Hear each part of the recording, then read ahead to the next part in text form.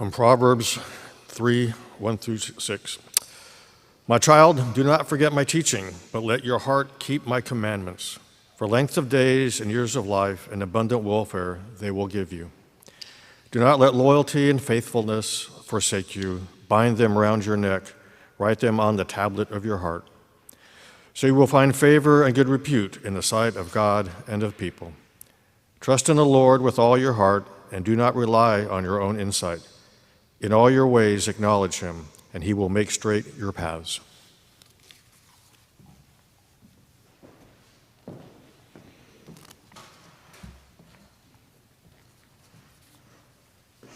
"6 days later, Jesus took with him Peter and James and his brother John, and led them up the high mountain by themselves. And he was transfigured before them, and his face shone like the sun, and his clothes became dazzling white. Suddenly there appeared to them Moses and Elijah, taking with him. And then Peter said to Jesus, 'Lord, it is a good day to be here. If you wish, I will make 3 dwellings. Here, one for you, one for Moses, and one for Elijah.' While he was still speaking, suddenly a bright cloud overshadowed them. And from the cloud a voice said, 'This is my Son, the beloved. With him I am well pleased. Listen to him.' While the disciples heard this, they fell to the ground and were overcome by fear. But Jesus came and touched them, saying, 'Get up, do not be afraid.' And when they looked up, they saw no one except Jesus himself alone. And as they were coming down the mountain, Jesus ordered them, 'Do not tell no one about the vision until the Son of Man has been raised from the dead.'"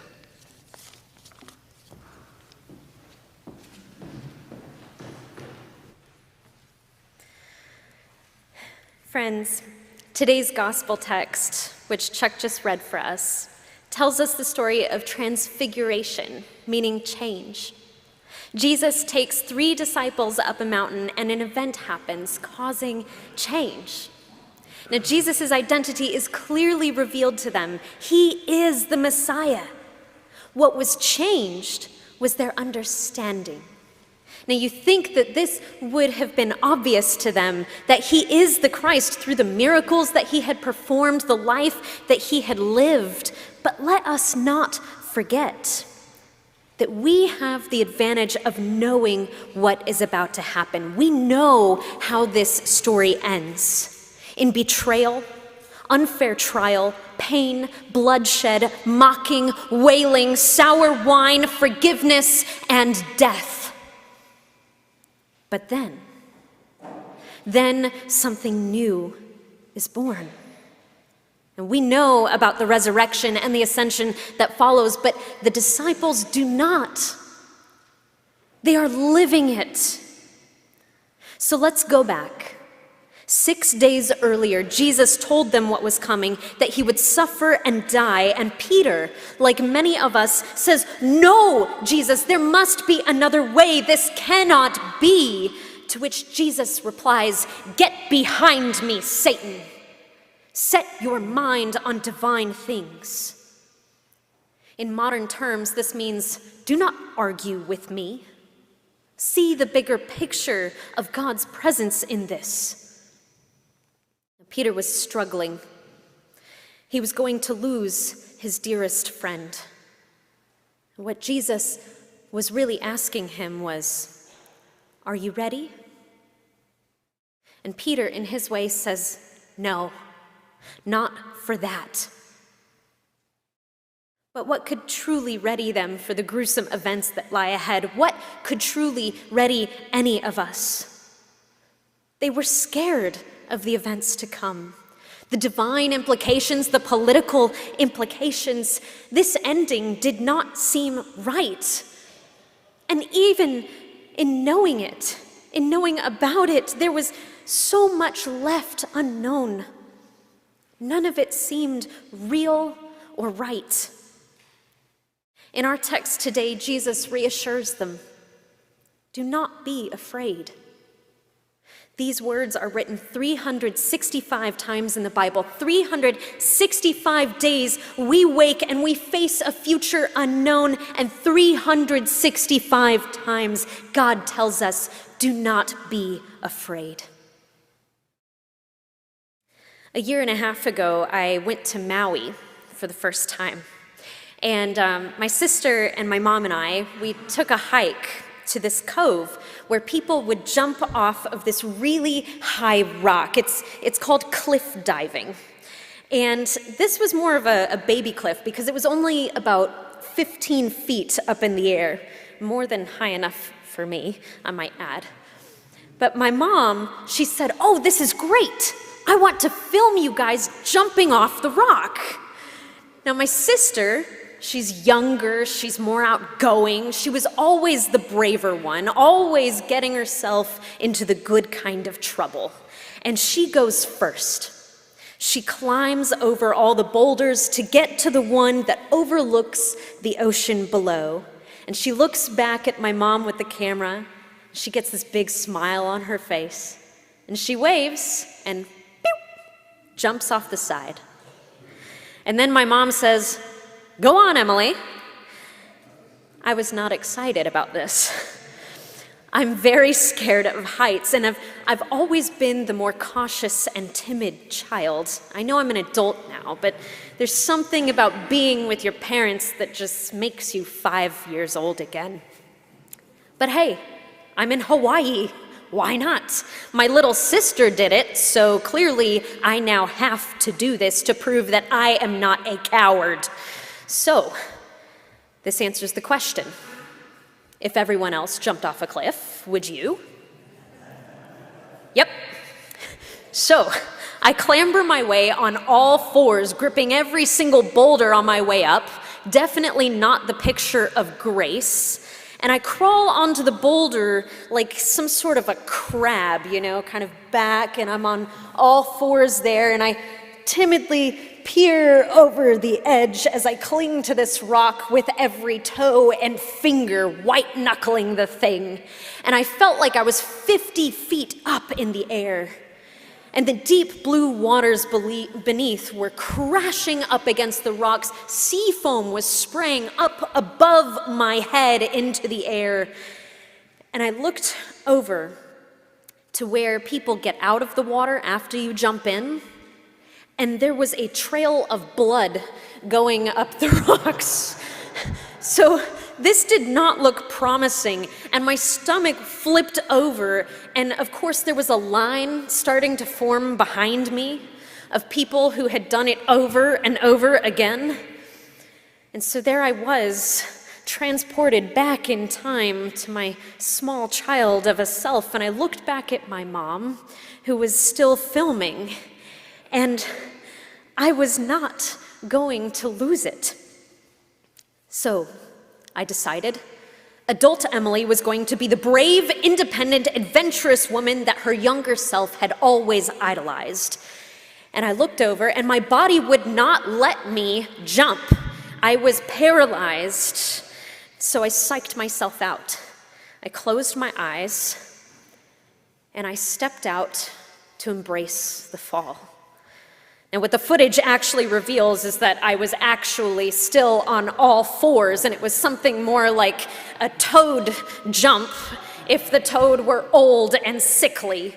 And my mom, she said it all just happened so fast. But I remember that moment in the air between the rock and the water. I had lost all control of what was about to happen. And in that split second, I was alive. And perhaps that's what they were all chasing, those people forming that line, jumping again and again. And I hit the water, and I went several feet down before swimming my way back up to make it over to those bloody rocks. Once was enough for me. But I did it. Was I ready? No. But I understood it. So I closed my eyes and I forced myself into something new and scary and unexpected. I endured it, and I was surprised. You know, I think so many things in life are like this.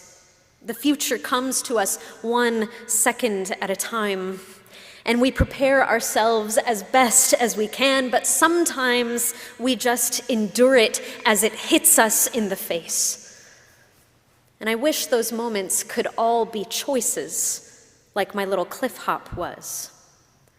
But the reality is that rarely do we get that choice. Are we ever ready for tragedy, pain, heartbreak, or loss? Are we ever ready to face the darkness of life as it steals the light from our eyes and the energy from our hearts? How could we ever be ready for that? Now, as I wrote this sermon, I was packing and coordinating my move, and I had to put all of my dearest treasures into my suitcase. And I placed Bandit's ashes in there on Thursday. Bandit was the dog that I came here with. He was my best friend, my companion. He was the dog of my heart. When I say my soul dog, those of you who know what I mean. On March 3rd, 2021, I knew that it was his time. And it was awful. Despite the moments of anticipatory grief that led to that, I was not ready, but he was. Sorry, I'm getting emotional. I called Ted that day to help me, and he drove over, and he got into my car, and he took the steering wheel, and he drove us both to the vet. And I remember the vet asking me how many minutes that I wanted before she would give the injection. And I looked over at her and I asked, how could you ask me this? To ask how many minutes that I want with my heart before it's gone. If I could, I would have suspended time and stayed with him forever. But 10 minutes it was.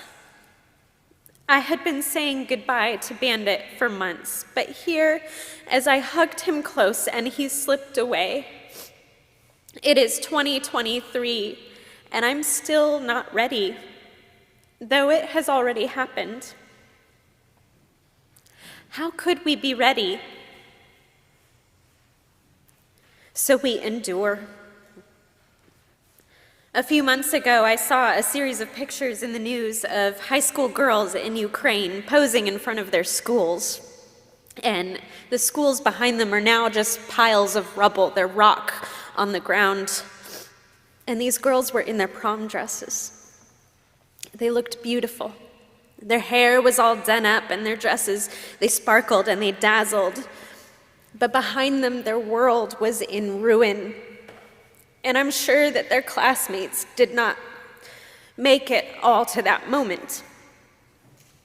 This was not the prom that they had envisioned, but it was the prom that they had made in the circumstances that they had. I see images also from Turkey of people and animals being pulled from the rubble of the earthquakes. Over 46,000 people are dead. I saw the tapes of the buildings falling down as though they were made of twigs. The first tapes that I saw, I actually thought they were fake. I thought that this was CGI or some special effects in a movie that must be coming out because it just didn't look real. People were running in all directions, and the person holding the camera was making a circle so that we could see everything in 360. And as the camera turns, each building falls down. And the blue skies were turning gray with debris. People were screaming. They had nowhere to run to because their entire world was crashing down around them. Are you ready? Are you ready for what was always there to be gone? Even when we know it's coming, are we ready? Is readiness even important? What will come, and with each second we march closer to it and it to us, and Jesus is here telling them that he will die, and even Jesus was not ready. We get all the way up to the night before he died, and he's praying there in the garden surrounded by the olive trees. And he says, "Lord, please, if there is another way, but if this is your will, then so be it." And though this was happening to Jesus, as he anticipates this event, he turns to console his friends. In our text today, it says, he touches them. Get up. Do not be afraid. Do not be afraid. The opposite of fear is not courage. The two must exist together, but fear is combated by hope. Hope is what the girls in Ukraine had. We see those pictures and we focus on the rubble, but there they wear sparkling dresses and they find a way to know joy. Hope is the rescuers who are helping in Turkey. With each stone that they remove and each being that they recover alive, there is hope. Hope is what Jesus delivers on the mountaintop today when it was revealed beyond a doubt that Jesus is the Christ, and the Christ will come again after death. Hope is what sustains us through life. Readiness and understanding are merely luxuries. But hope is a necessity. Hope that Christ will come again. But what if I told you?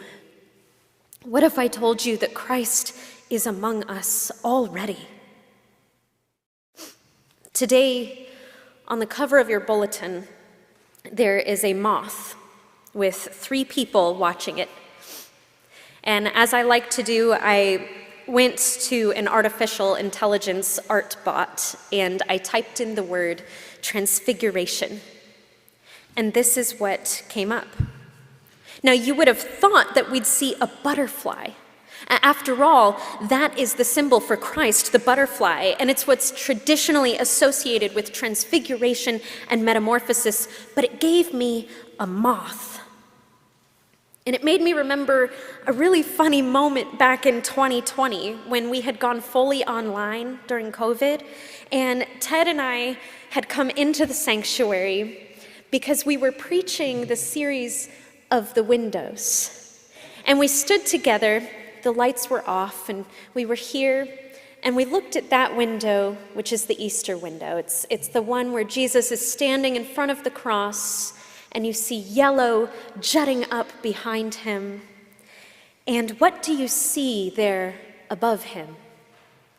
I said, "Well, Ted, those are butterflies." And Ted said, "No, they're moths." That's my Ted voice. Sorry, Ted. And I argued back, and he said something really funny at the time, but I couldn't recall what it was. So yesterday, as I was writing this, I called him up to see if he remembered that moment. And he said, "Well, I guess it's their wing to body ratio. They're moths." Like, obviously, right? And then we hung up, and 30 seconds later, my phone rings, and he says, No, it's because of the light. Moths like the light." Now, Ted and I still differ on this, but I thought, if Jesus were what we expected all the time, then that wouldn't be Jesus at all. He came to us born of a virgin, into a small and vulnerable and fleshy body, from a place called Nazareth where nothing good can come from. And before he could even speak, he made kings tremble in fear. He taught us that faith can move mountains and yet be only the size of a mustard seed. That the last shall be first, and the first shall be last, that the lowly and the meek and the poor are blessed, and that all people are children of God. He turned the law on its head, and he stood up for women and for children and for the leper and the lame. This was not the grand and shining Messiah that the scribes and Pharisees had imagined and hoped for. And if we had met him today, I wonder how many of us would recognize him by our hopes. If Jesus stood before us and told us that he was a moth, how many of us would stand and say, no, the Messiah is a butterfly? The future is unknown. And holding on to what we think it should look like might blind us to the hope and beauty to be found in what is when it comes. Expectations can ruin the best of something and cause us to ignore the holy within the ordinary. Now, I know that this is my last day with you all. So with the hope to help me set aside some of my fears as I go, I hope you all will hear what I have to say to you now. On Wednesday, we begin the Lenten season, and we are called to turn our faces to the east, towards Jerusalem, where Jesus will be tried, persecuted, beaten, and crucified. And then he will rise. Lent is the wilderness time. It is the time of change. It is a time to be endured and yet embraced. FPC Bryan has seen a lot of change in times of uncertainty in years past. And this church has embraced the hope of God and worked together to thrive in new ways. You have recognized the holy in the ordinary because you were awake and alive to it. And it was scary, but with hope in the face of the unknown, you found your way in the past, and you will find your way to do it again. These past 3.5 years, I have truly been transformed by all of you. And I will carry the skills and practices that you have given to me as I go and minister to others in the future. In my time here, we have endured COVID, loss, heartbreak, and also joy, and laughter, and goodness, and kindness, and hope. Christ is in you, and with you, and waiting for you in the places that you will go to. And it may be a little scary sometimes, but God will hold you when you tremble, and your light will shine in the darkness as long as you hold it up. Do not be afraid. The future is coming, 1 second at a time, and whatever comes, may the grace and peace of God find you there in the ordinary and the extraordinary places of the holy. As for me, I will remember each of you in my heart. You have made me who I am becoming. And know that I was never ready to leave you.